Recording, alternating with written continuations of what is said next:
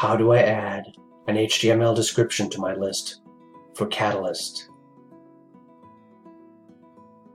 Catalyst is the official catalog of public listserv lists.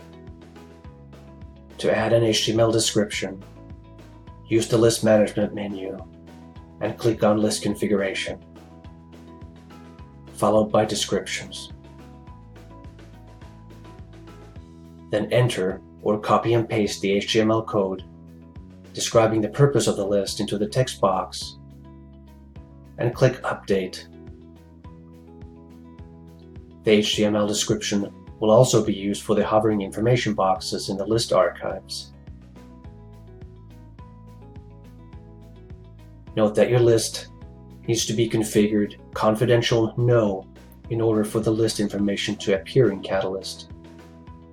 The server must also run in tableless mode or network mode. Contact your server administrator for more information about the server's run mode. Thank you for watching.